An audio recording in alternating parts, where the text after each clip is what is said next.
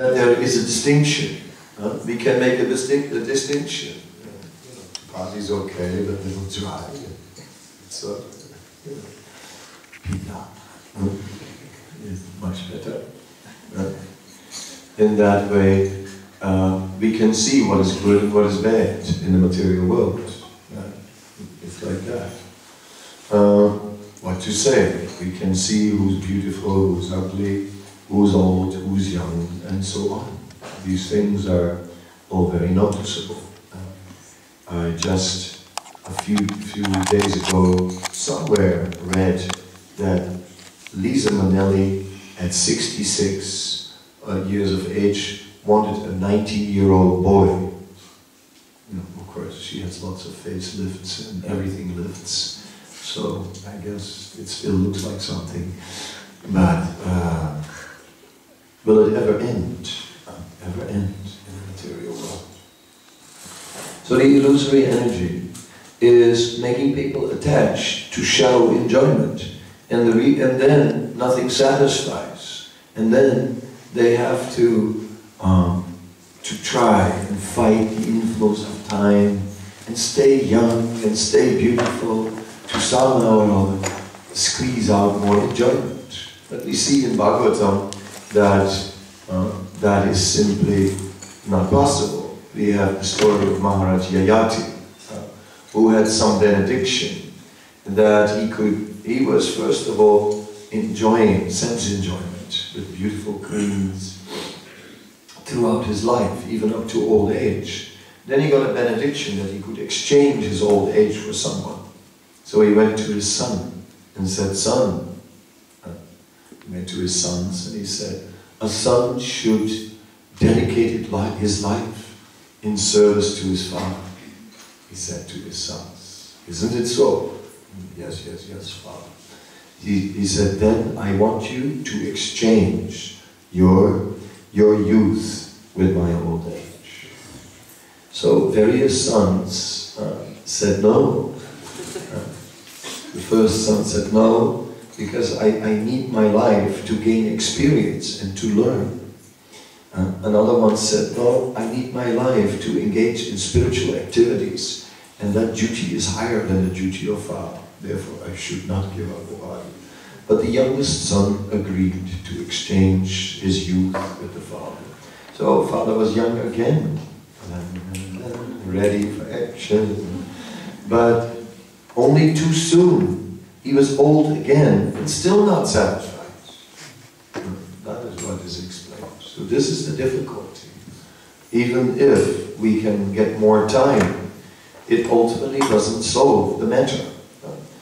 There is a further story written by some writer about a man in the Middle Ages who was experimenting with alchemy, right? And he found the elixir of youth.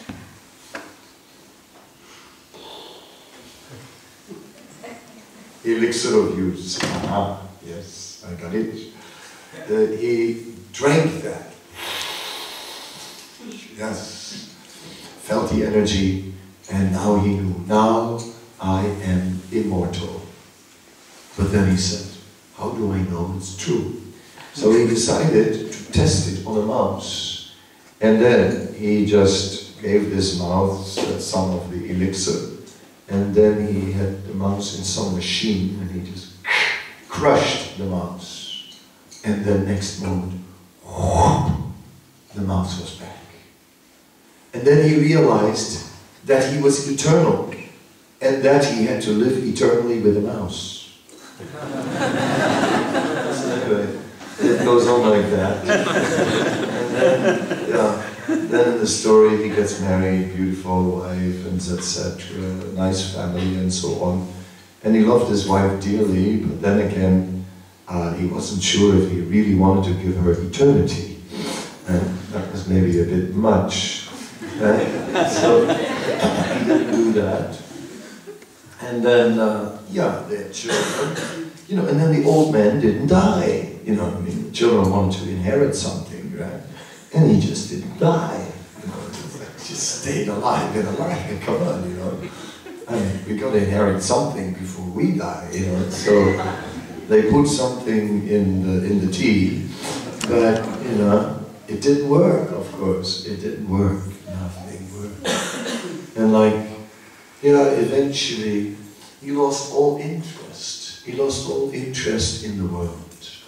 Nothing could attract him anymore because he could see that nothing is really fulfilling. And in the end of the story, he sits in this sort of insane asylum, and he sits always with his head down, just looking down to the ground, doing nothing.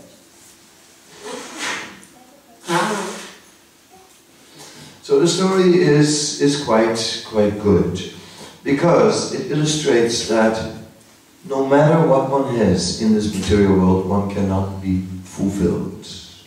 Pizza may be better than chapati, but after a while, maybe. I prefer chapatis, by the way. But after a while, yeah, even pizza, you know, we have pizza every day, you know. Can we have something else, maybe? Same old pizza. So like this, in the material world, nothing can fulfill. That is the issue. We don't say you can't enjoy it. Yes, you can enjoy it a little bit, but you cannot be fulfilled in the material world. Always empty, still empty. The story Srila Prabhupada tells us about a Brahmin who was very hungry and he was very poor, so he went begging, but he wasn't getting anything. So finally he went to all the areas, you know, where the Brahmins lived, went to the houses, and he hardly got anything. He was starving. So it was so bad. And of course a Brahmin, according to Shastra, cannot really beg anywhere else. But anyway, you know, he was hungry, so he decided to just go begging from some other houses. He even went to the house of a Muslim. He didn't care anymore. Hungry. He just begged from the Muslim. And of course, if you beg and take from the Muslim, you will lose your caste. So that was a big thing, but he didn't care. It's okay. But then the Muslim gave him something, but only very little. He was a miser. He was a miser, so he gave him this little. And then he was lamenting. I lost my caste, but still hungry. Lost my caste, still hungry. So this is our position in the material world. We are sometimes even breaking the rules for our enjoyment, because nothing seems to give fulfillment. We have tried everything within the rules, and still we are not fulfilled. Then maybe try something outside of the rules. Break them a little bit. And then we have lost our caste and still hungry, because even then not satisfied. That is the material world. So no matter how much we try, and no matter what we try, still not satisfied. Now you came all the way from India to Australia. Now you are satisfied? Satisfied? Tell me honestly. So satisfied. Satisfied? Not really. So that's how it is. Yes. So we are in this way, in the material world, no matter what we do, never fulfilled. One wife not enough, other wife still not satisfied, or the other way around. Seventh husband number 7, and, you know, still, you know. My third husband, in a way, was nice, you know, but then he had these bad qualities. I must say, number 7 doesn't, on the contrary, has very good qualities in that, but he's a little boring. So, let's go for number 8. See how far we can take it. So, in this way, there is no end to trying for enjoyment in the material world. And yet, it continues to look attractive because material energy gets its beauty from Krishna. Mama Maya Duratyaya Ameva Ye Padante. is Mama Maya which is difficult to overcome. Daivi esa gunamayi, Mama Maya durajya, Devi evapadyate, mayaminam tanantite. Therefore, we cannot overcome this material energy on our own, not possible. First of all, we should understand that the living being is never independent. We always depend on external things. Hungry, food. The animals are in Anamaya. In Anamaya food consciousness, the animals are everywhere looking for something eatable. And we also, you come home, you look in the fridge. It's like one of the austerities of ashram life, that you don't have a fridge. You come home, you want to look in your fridge, and it's tough. Imagine living in a brahmacharya ashram and you have no fridge. At all, you can always look. What is it? So always hungry, always anamaya, food consciousness. And then the next level, pranamaya. Pranamaya. Prana means the energy of Krishna, or the life force. So the life force is manifested in all living beings. Therefore, pranamaya also is referring to relationships. And then we enter into relationships. Yes, for our happiness, we need a relationship. With a dog, a cat, a canary, human beings, so many relationships are needed. I have a relationship with the environment, a relationship with, social relationships, private relationships, very personal, intimate relationships. They come in all kinds. And still, pranamaya. So we're looking for a happiness there, but that also doesn't really work. Still frustrated. Then, therefore, we come to the next level, jnanamaya, becoming philosophical. Why is it that life is not fulfilling? I wonder why. What? Keami. Sanatana Goswami says, who am I and why am I suffering from the threefold miseries? So then they become philosophical, jnanamaya.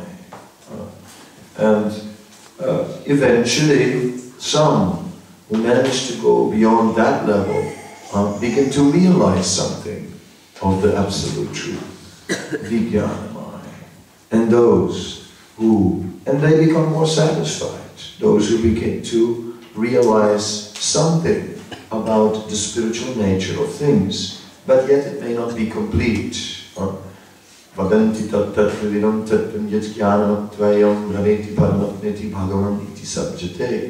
undivided absolute truth manifests itself in three aspects: Brahman, Paramatma, and Bhagavan. So if through jnanamaya or vijnanamaya one partially realizes the Supreme Lord, everything, Brahmana Pratistham, everything is resting on Brahman, then one has understood something. Aham Brahmasmi, I'm not this body. That's very good. If we understand, Aham Brahmasmi, I'm not this body. But that's not enough. We also have to realize Krishna Nitya Das, that we are the eternal servant of Krishna. As is stated in Bhagavad Gita, Brahma Bhuta Prasanat Manakam Satina Sarasvati Sama Sarvasa Bhutasi Mad Bhaktim Labate Param. It is said, Brahma Bhuta Prasanatma. One comes to this stage of Brahma Bhuta, of realizing that one is not the body, one is Brahman. Then there is Prasanatma, which is deep satisfaction, but yet, then one should engage in the service of the Lord. Mad Bhaktim Labate Param. There one will attain, by engaging in my service, Labate Param. One will gain the topmost. So in this way, we understand Aham Brahmasmi, Krishna Nitya Das. Then it's complete. And then we've understood Bhagavad Gita. That's the essence of Bhagavad Gita. Understand, we're not the body, and understand we are the eternal servant of Krishna. And then fulfillment starts to come. Apuryamanam achala pratistama pasamuda pravisanti yadvat tadvat kamaya pravisanti sare sasanti abnonima kama kami.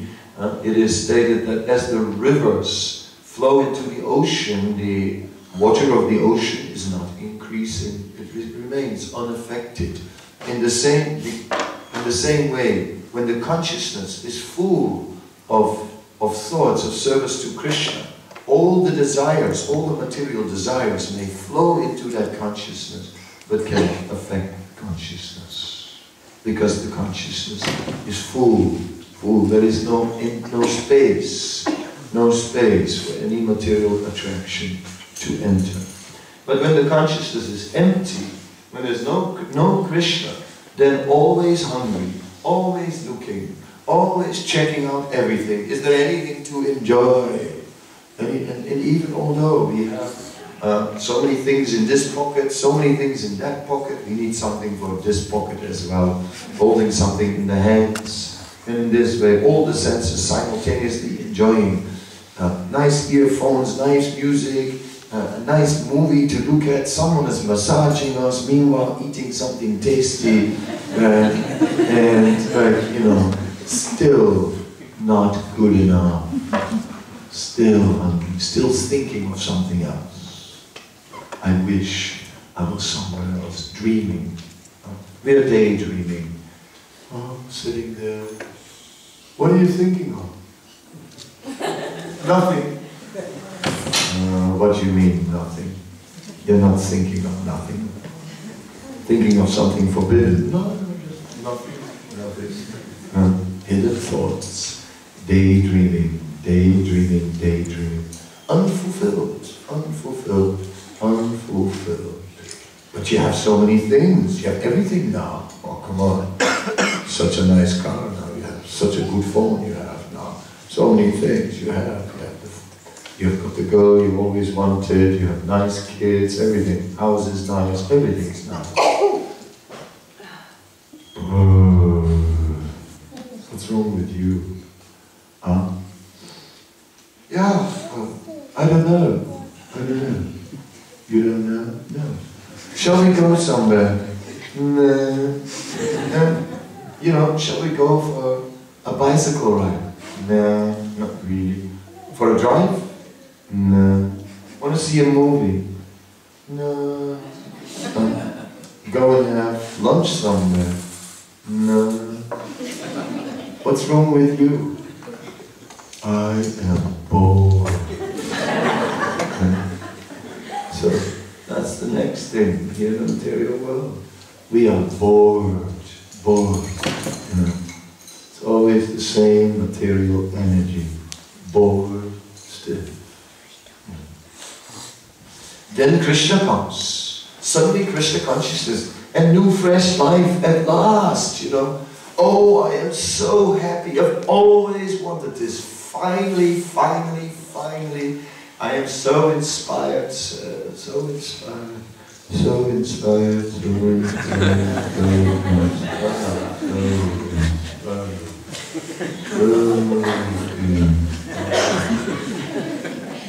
What happened to you? You were so inspired in Krishna consciousness. I don't know.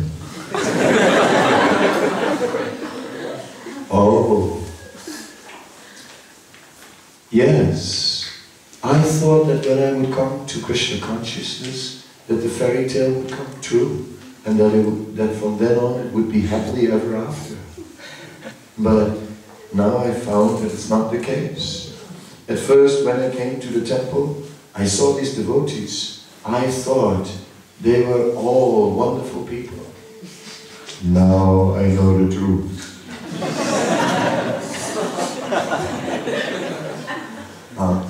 So one may start thinking in such a way that all this, right, is the middle stage, where the initial enthusiasm, which was there, it was shallow because we projected our limited material vision on spiritual life, and then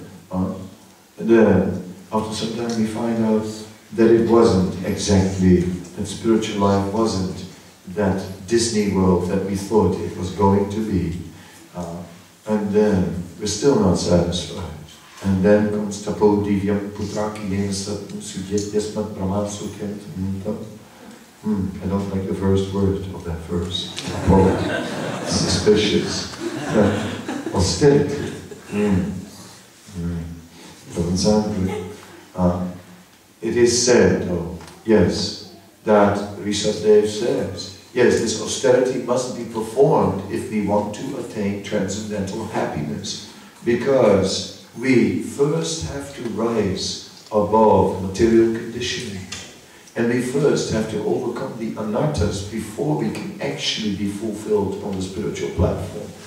Therefore, Kavi Karnapur is describing in his Chaitanya Chandragoy Natak that there are two types of devotional service. Devotional service without nectar, and devotional service with nectar. And it is like that. Vaidhi Bhakti, it is described, practicing devotional service according to rules and regulations out of duty. Again, a word, tapasya, duty. I don't like these words. Kartavya. Duty. Duty. I am free. We are free from all this ritual. Now we can do what we want, just like everybody else. We are now in Australia. Duty, duty. In India, they always tell you, this is your duty, that is your duty, everything, duty, duty, heavy duty.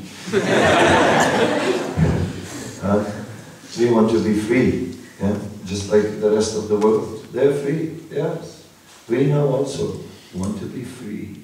It's like this. Like there used to be a musical, and there was a song about America. I wanna be in America. Everything is free in America. America, America. You know, famous song. So yes, the American dream, it's called. Or you can extend that to the Australian dream, because it's a sort of like America a bit, isn't it? It's similar. They have dollars. So, it helps.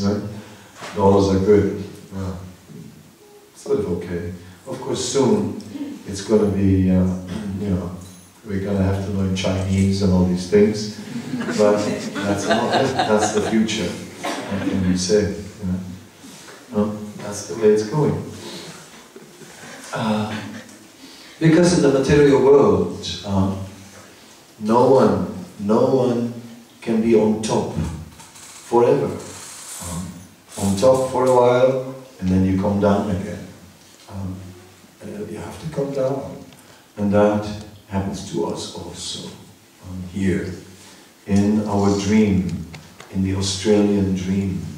And then one day you wake up from the Australian dream and say, well, I'm still in the material world.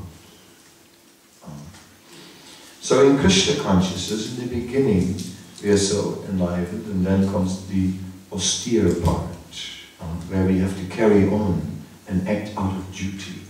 Then when we act out of duty faithfully, then within that we become purified. And then we rise above. And then we come to spontaneous devotional service, where we begin to serve with higher taste.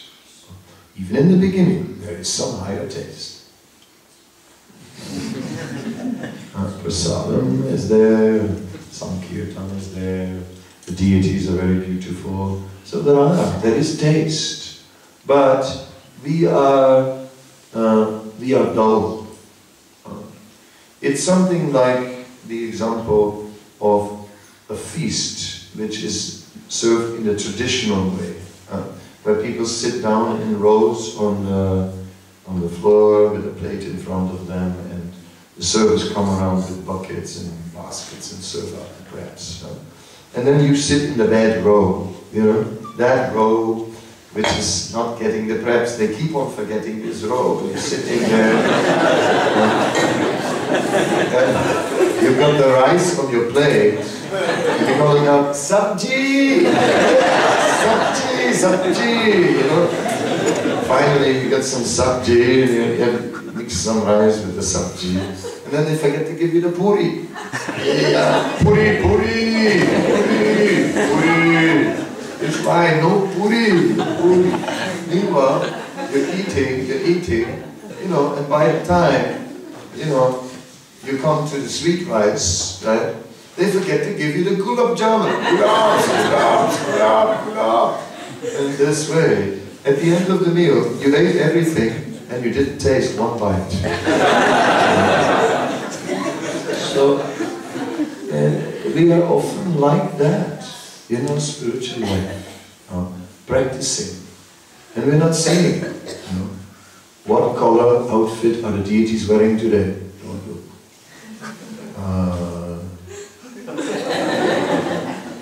What color was it? Was it green? Was it green today? No? Green? Not green. Blue. Was it slightly yellowish? No? Like that, see? It's hard to remember. Hard to remember. So we are not conscious. We are like robots, like zombies, walking around in our spiritual life. And we don't even see Krishna. Huh? Krishna? Krishna, is he here in the temple? I didn't see him.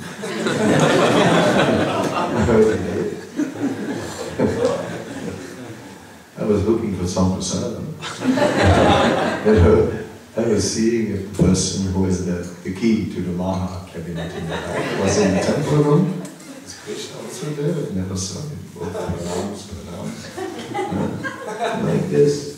We do everything mechanical. And because we do everything mechanical, therefore we cannot penetrate. And therefore, because we are doing things mechanical, we're experiencing spiritual life as an austerity.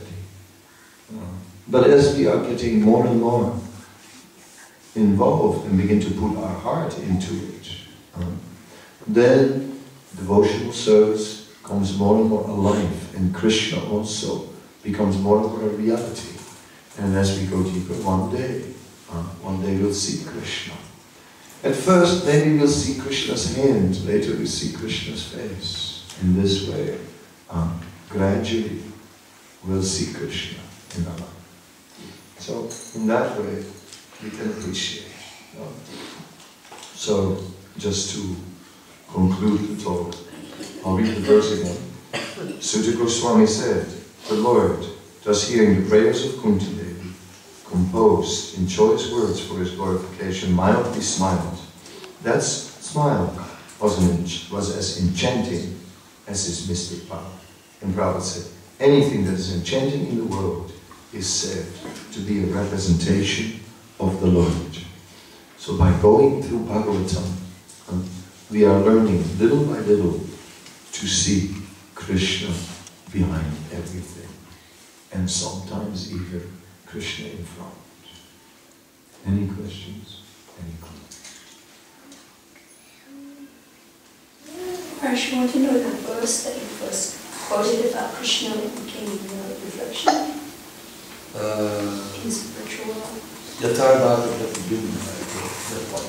It was only a short line, but Yatar Bhaka, Bhaka means a boy. Yatar Bhaka Pratibimba. So Pratibimba means reflection.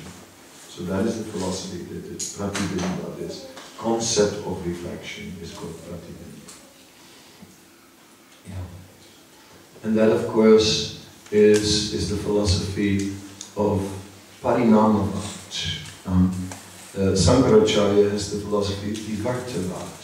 Vivartavad is that the reflection is only an illusion. It falls. Is that a rope or a snake? It falls. Right? It's not really there. It's just one. He says there's just one. Because he says Brahman is always Brahman. So how can Brahman change? So there can only be Brahman, he says. It cannot change. That's Sankaracharya. But we say no. Chaitanya Mahaprabhu said, Shakti Parinamavad. He says, because Brahman is Krishna, but actually Brahman is Krishna's energy. Not just Krishna originally. Brahman is spiritual. It is Krishna's energy. And the energy of Krishna can transform. And therefore, parinamagat. And therefore, Janmadhyasya yatonviyaditaratas chate swadiki sadatena brahmadidadi adhikariye muyanti yatsura tejo vrimadavinaye yatatsi sarvanisakanasena sarvaniastakulukan satyam param dinehi. First verse of Srimad Bhagavatam explaining this parinamavak, that Krishna is there and everything comes from him. And this is the basis of Chaitanya Mahaprabhu's teachings. Achintya Veda Veda Tattva, simultaneously one and many. Yatharvarka Pratibimba. As the boy is playing with his own reflection, playing with his own energies. Anyway. Yeah. Maharaj, I read a few days back from His Holiness Sankarshan Das Adhikari Maharaj's response to a question.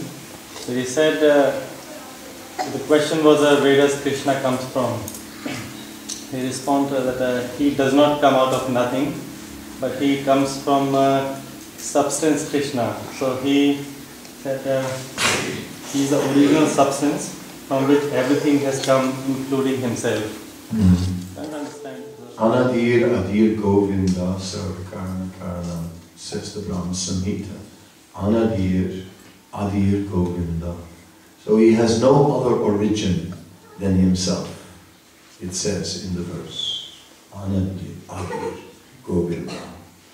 Of course, Krishna is eternal. Right? So never is there never was there a time when I did not exist, nor you, nor any of these kings, Krishna says in Bhagavad Gita. So we take it that Sankarshan Prabhu was taking the words from the Brahma Samhita and was playing. It was expanding on those words. Anadir Adir Govinda. He has no other origin than himself. But, okay, looking a little, and that was his statement. Quoting a little broader, also taking Bhagavad Gita, or the verse, the Bhagavad Gita verse, never was there a time I did not exist, or the verse I just quoted before from Bhagavatam, the verse was Janmadhyasya or which is also there in the Vedanta Sutra, Janmadhyasya Yataha. So, taking that aphorism from the Vedanta Sutra, that comes back in the Srimad Bhagavatam, then we understand that actually Krishna is always Aham evasam eva grenam yanyatsata satparam. It is said, one of the chapter sloki of Bhagavatam, the first of the chapter sloki Bhagavatam, the original verses in which Krishna revealed transcendental knowledge to Lord Brahma, which have been identified as such in the commentary of Sridhar Swami. These chapter sloki explain that I was there before the creation, during the creation, and after the creation, still only I exist. So Krishna always exists. So that is like, okay, maybe a more full response to the same point.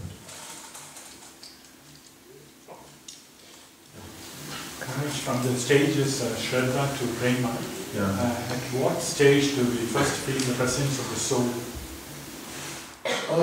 Okay, Srila Vishwanath Chakravarti Thakur in his Madhurya Kadambini gives an explanation about this. The whole book is based on development from Shraddha to Prema.